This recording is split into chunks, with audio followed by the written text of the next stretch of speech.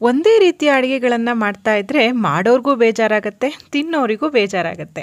ದೋಸೆ ಇಡ್ಲಿಯನ್ನು ಸಾಮಾನ್ಯವಾಗಿ ನಾವೆಲ್ಲರೂ ಮಾಡೇ ಮಾಡ್ತೀವಿ. ಮಾಡುವಂತಹ ಇಡ್ಲಿಯಲ್ಲೇ ಮಾಡುವಂತಹ ದೋಸೆಯಲ್ಲೇ ಸ್ವಲ್ಪ ಟ್ವಿಸ್ಟ್ ಆಗಿ ಬೇರೆ ಥರ ಮಾಡೋದು. ನಾನಿವತ್ತು ಅದೇ ರೀತಿಯ ಒಂದು ರೆಸಿಪಿಯೊಂದಿಗೆ ಬಂದಿದ್ದೀನಿ. ನಾನಿವತ್ತು ಮಾಡ್ತಾ ಇರೋದು ತರಕಾರಿಯನ್ನೆಲ್ಲ ಹಾಕಿ ಮಾಡಿರುವಂತಹ ರವೆ ಇಡ್ಲಿ. ಹಾಯ್ ಫ್ರೆಂಡ್ಸ್, ಎಲ್ಲರಿಗೂ ನಮಸ್ಕಾರ. ವೆಲ್ಕಮ್ ಟು ಸಂತೃಪ್ತಿ ಕಿಚನ್. ಇವತ್ತು ರುಚಿಯಾಗಿರುವಂತಹ ಒಂದು ಬ್ರೇಕ್ಫಾಸ್ಟ್ ರೆಸಿಪಿಯೊಂದಿಗೆ ನಾನು ಬಂದಿದ್ದೇನೆ. ಮೊದಲಿಗೆ ಒಂದು ಕಡಾಯಿನ ಇಟ್ಕೊಂಡು ಅದಕ್ಕೆ 2 ಚಮಚದಷ್ಟು ತುಪ್ಪವನ್ನು ಹಾಕ್ತಾ ಇದ್ದೀನಿ. ತುಪ್ಪ ಬದಲಾಗಿ ನೀವಿಲ್ಲಿ ಎಣ್ಣೆ ಬೇಕಿದ್ರೂ ಹಾಕ್ಕೊಳ್ಬೋದು. ತುಪ್ಪ ಚೆನ್ನಾಗಿ ಕಾದ ಮೇಲೆ ಸಾಸಿವೆ, ಉದ್ದಿನಬೇಳೆ ಮತ್ತು ಕಡಲೆಬೇಳೆಯನ್ನು ಹಾಕ್ತಾ ಇದ್ದೀನಿ. ತುಪ್ಪ ಹಾಕಿದ್ರೆ ತುಪ್ಪದ ಪರಿಮಳ ಆಗಿ ಚೆನ್ನಾಗಿರುತ್ತೆ ಅಂತ ಅಷ್ಟೇ. ಈಗ ತುರಿದಿರೋಂತಹ ಶುಂಠಿ, 2 ಸಣ್ಣದಾಗಿ ರೌಂಡಾಗಿ ಕಟ್ ಮಾಡಿರುವಂತಹ ಹಸಿ ಮೆಣಸಿನಕಾಯಿನ ಹಾಕಿಬಿಟ್ಟು ಚೆನ್ನಾಗಿ ಇದನ್ನು ತುಪ್ಪದಲ್ಲಿ ಫ್ರೈ ಮಾಡ್ಕೊಳ್ತಾ ಇದ್ದೀನಿ.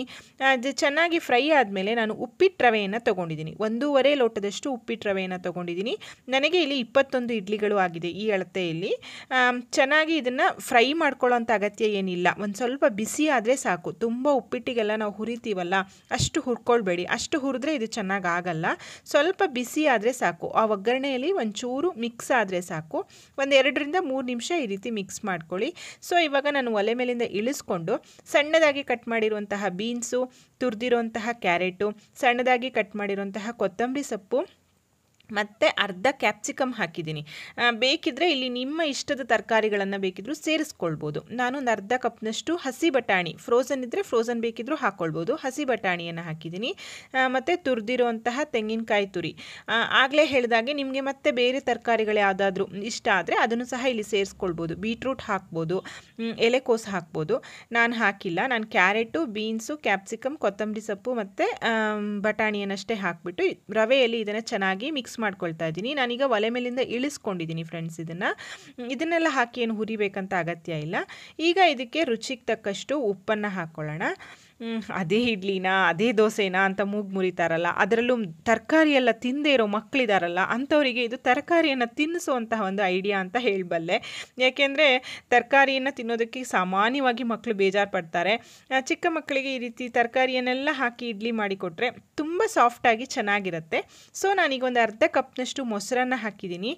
ಮೊಸರನ್ನು ನೋಡಿಕೊಂಡು ಹಾಕ್ಕೊಳ್ಳಿ. ಸ್ವಲ್ಪ ಹುಳಿ ಇರುವಂಥ ಮೊಸರಾದರೂ ಇದಕ್ಕೆ ನಡೆಯುತ್ತೆ.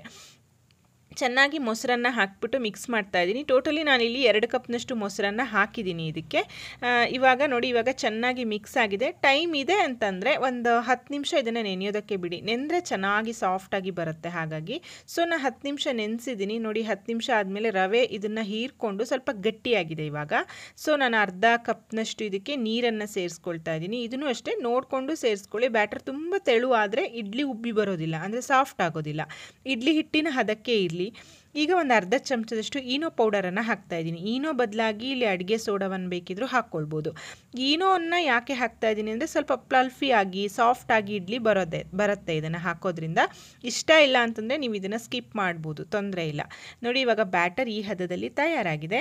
ಈಗ ಇಡ್ಲಿ ತಟ್ಟೆಗಳಿಗೆ ಸ್ವಲ್ಪ ಎಣ್ಣೆಯನ್ನು ಸವರ್ಬಿಟ್ಟು ನಾನು ಇಡ್ಲಿಗಳನ್ನು ಹಾಕ್ತಾ ಇದ್ದೀನಿ. ಇದು ಬೆಳಗಿನ ಬ್ರೇಕ್ಫಾಸ್ಟ್ಗಷ್ಟೇ ಅಲ್ಲದೆ ರಾತ್ರಿಯ ಊಟಕ್ಕೂ, ಅಂದರೆ ಊಟ ಎಲ್ಲ ಮಾಡಲ್ಲ, ಡಿನ್ನರ್ಗೆ ಅನ್ನ ತಿನ್ನಲ್ಲ ಅಂತನ್ನೋರಿಗೆ, ಡಯಟ್ ಮಾಡೋರಿಗೂ ಸಹ ಇದು ಹೇಳಿ ಮಾಡಿಸಿದಂತಹ ರೆಸಿಪಿ. ಏಕೆಂದರೆ ಗೋಧಿ ರವೆದಾಗಿರೋದ್ರಿಂದ ಆರೋಗ್ಯಕ್ಕೂ ಸಹ ತುಂಬಾ ಒಳ್ಳೆಯದು.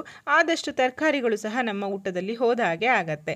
ಆಗ ಇಡ್ಲಿಗಳನ್ನು ಹಾಕ್ಕೊಂಡು ನಾನು ಇದನ್ನು 15ರಿಂದ 20 ನಿಮಿಷ ಬೇಯಿಸ್ಕೊಳ್ತೀನಿ. ಮಾಮೂಲಿ ಇಡ್ಲಿನೆಲ್ಲ ಎಷ್ಟು ಬೇಯಿಸ್ತೀರೋ ಅಷ್ಟೇ ಬೇಯಿಸ್ಕೊಂಡ್ರೆ ಸಾಕಾಗತ್ತೆ. ನೋಡಿ, ಇವಾಗ ಇದು ತುಂಬ ಚೆನ್ನಾಗಿ ಬೆಂದಿದೆ. ಸ್ವಲ್ಪ ತಣ್ಣಗಾದ್ಮೇಲೆ ನೀವು ಇಡ್ಲಿ ತಟ್ಟೆಯಿಂದ ಇದನ್ನು ತೆಕ್ಕೊಳ್ಳಿ.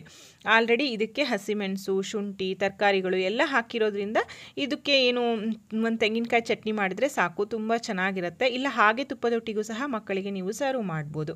ನೋಡಿ, ರುಚಿಯಾಗಿರುವಂತಹ ತರಕಾರಿಯ ರವೆ ಇಡ್ಲಿ ತಯಾರಾಗಿ ಬಿಡ್ತು. ನಾನು ಇದನ್ನು ಸಾಂಬಾರು ಮತ್ತು ಚಟ್ನಿ ಪುಡಿಯೊಂದಿಗೆ ಸರ್ವ್ ಮಾಡ್ತಾ ಇದ್ದೀನಿ.